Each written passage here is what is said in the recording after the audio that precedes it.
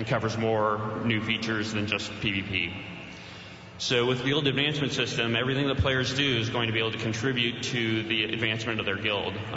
We currently plan to have 20 guild levels, so you'll be able to have anywhere between guild level 1 to level 20.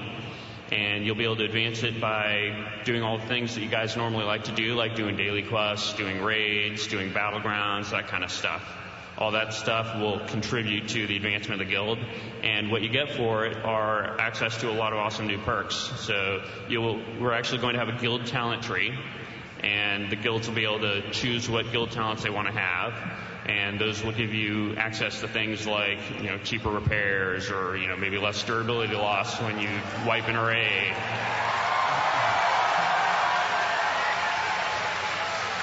Also give you some nifty new things like mass resurrection, ability to resurrect your guild after it wipes horribly.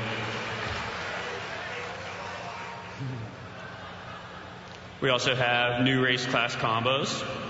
So it's kind of a nice little reason for people to, as they re-roll, to be able to go through the content once again. A lot of really cool new combos that we have that were never before playable. Add a nice breath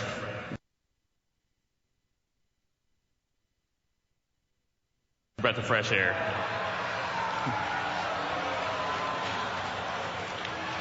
So let me just Let me be the first one here to say, holy cow. So bad. I'm sorry.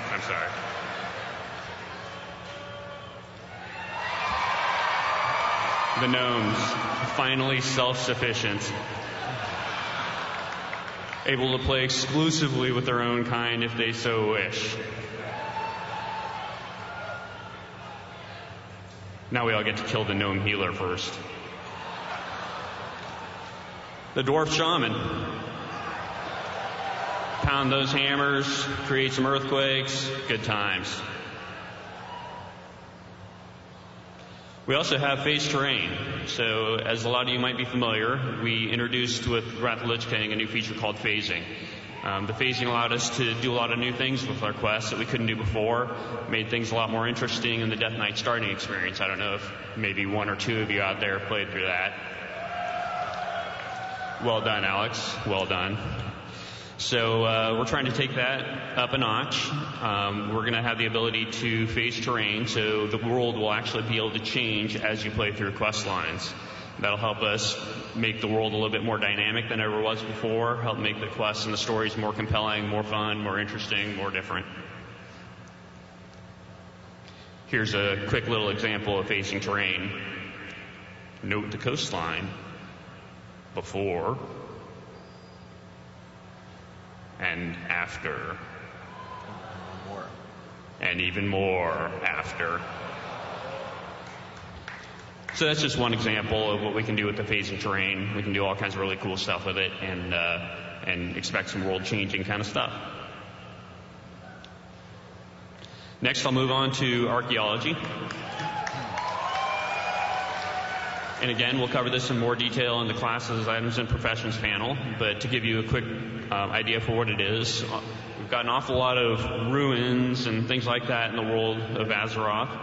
And players are finally going to be able to explore some of those ruins and get access to archaeology nodes that are there and use them to make discoveries, use those discoveries to kind of research. They'll do some research in order to make the discoveries, and those will lead directly into the new Paths of the Titans.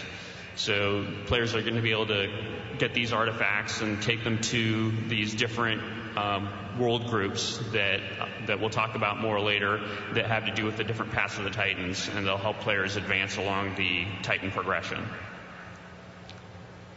So the Paths of the Titans are a new way for players to kind of customize their characters. The idea here is that while we're doing a whole lot of new talents in the expansion, we aren't actually extending the trees any farther than they are right now. So the 51-point talents that we have now will continue to be the 51-point talents in the expansion. You will get 5 new talent points to spend along the way as you get up to level 85. But rather than deepening the talent trees further, we're going to give you a little bit of a chance to get more points in the talents that we already have right now to make sure you're not stretched too thin.